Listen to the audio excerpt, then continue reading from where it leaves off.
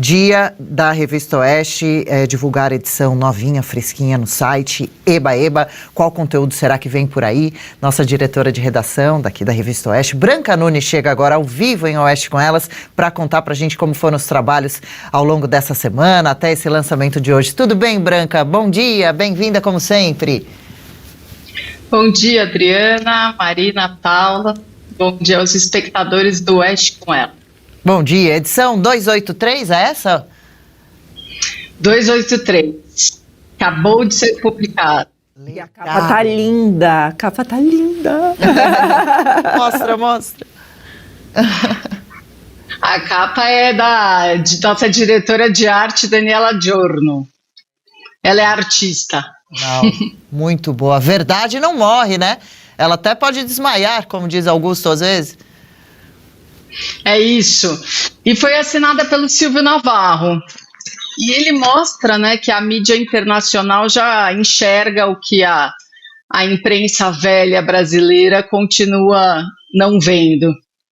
Então, ele cita algumas reportagens que saíram recentemente na imprensa internacional, como uma do New York Times, que registrou, né, que Moraes prendeu sem julgamento, bloqueou veículos de notícia e ordenou remoção de contas. Daí uma outra do Wall Street Journal, da Meryl Grade, que é uma ótima colunista que escreve muitas coisas boas, né, sobre o Brasil. Então, ela escreveu aqui, um golpe de Estado na Suprema Corte do Brasil. E uma outra reportagem da Reuters, que informou aqui, né, o Departamento de Tesouro americano sancionou Moraes por autorizar detenções arbitrárias e suprimir a liberdade de expressão. Esses são só alguns exemplos, o Silvio cita vários outros no texto dele. E daí, né, falando nessas arbitrariedades que a Reuters destaca, eu gostaria de destacar a reportagem do Christian Costa. O Christian, que é nosso especialista em 8 de janeiro, a gente fala porque ele acompanha de perto o que todas essas pessoas que foram presas estão passando. Ele cita um caso de um homem que ele tem pouco mais de 40 anos e ele sofre de hanseníase, que é popularmente conhecido como lepra, a doença. Este homem ele foi preso, ele nunca pisou na Praça dos Três Poderes, no dia 8 de janeiro, né? E ele foi, no dia seguinte, ele foi ao QG do Exército e para vender balas. Ele tem 6 filhos, é separado da mulher, então ele precisa de uma renda extra, ainda mais nessa condição de saúde dele. Então ele foi ao QG do Exército e lá ele foi preso, ficou 2 meses na cadeia e, assim, né, 2 meses na cadeia, fora a condição de saúde. Então, este homem com esta doença numa cela apertada sem nunca ter cometido crime algum. E um outro caso, também muito grave, é da Jusilene Nascimento, de 62 anos, que os advogados eles requerem a prisão domiciliar para ela, para que ela possa cuidar da saúde, mas o Alexandre de Moraes não concede.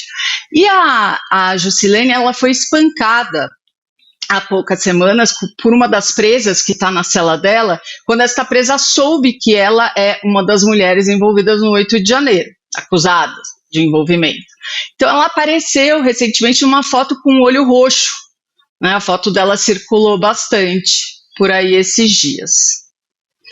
E vou encerrar com um texto do Arthur Piva. O Arthur ele escreve sobre o balanço trimestral do Banco do Brasil, que foi divulgado nesta quinta-feira, ontem, e que acusou uma queda, né, de mais de 60% no lucro líquido do banco. Então, uma mistura aí de inadimplência, uma mistura de populismo e má gestão. O agronegócio é um dos setores, né, que é o mais responsável por essa queda, a inadimplência no agronegócio. Mas, enfim, né, essa mistura fatal, né, do populismo e da má gestão, que é comum na forma como o PT costuma comandar essas estatais, e a Marina Helena pode falar muito melhor sobre isso do que eu. Vamos pedir para a Marina falar agora mesmo, assim que a gente se despedir de você. Obrigada, viu, Branca? Parabéns pelos trabalhos, pelos esforços, por esse presente que é, né, acompanhar a Revista Oeste. Bom fim de semana, boa sexta-feira e até a semana que vem, então. Até mais. Até, Tchau. Valeu, viu, Branca? Então, super legal essa capa aí do Silvio Navarro. Fica o convite, caso você não seja assinante da Revista Oeste, faça isso, entre para o nosso time, entre em contato.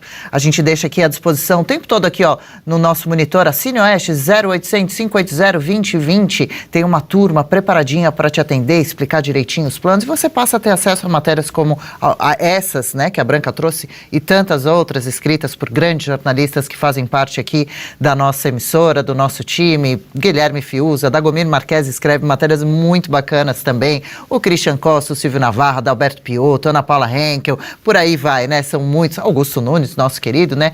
Infelizmente não temos mais Guzo escrevendo matérias atuais, mas todas as matérias que Guzo já escreveu para a Revista Oeste, desde que a revista foi fundada, estão ali à sua disposição também. Chama atenção para esse destaque da matéria do Christian Costa, os mais recentes absurdos do 8 de janeiro, né? O caso que a Branca trouxe dramático de alguns dos presos injustamente condenados, né, trancafiados, sofrendo física e psicologicamente. Também tem um caso que saiu bastante na imprensa ontem, de um preso do 8 de janeiro que teve determinada prisão de 14 anos, né, ele que ficaria ali naqueles acampamentos durante a ocasião dos protestos.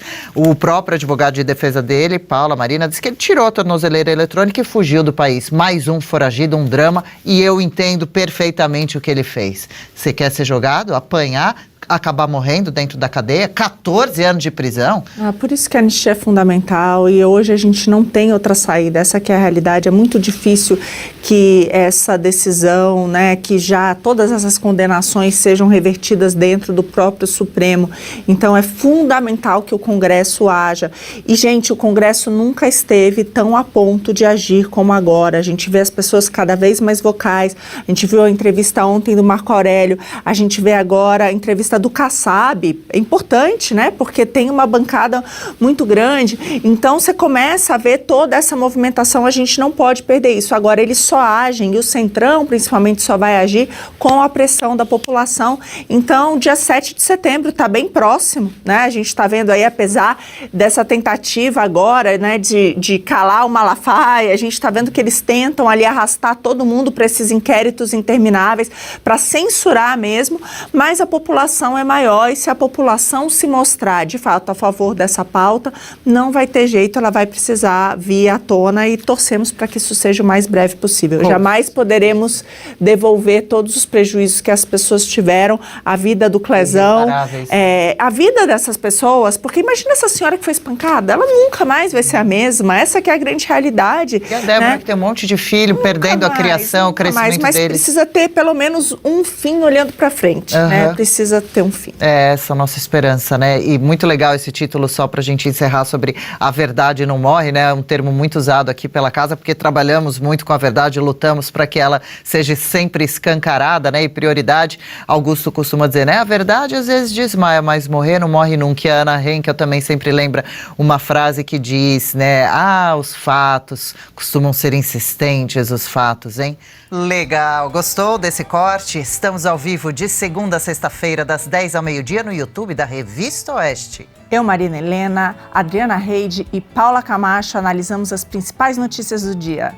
E siga as nossas redes sociais, @oestecom.elas.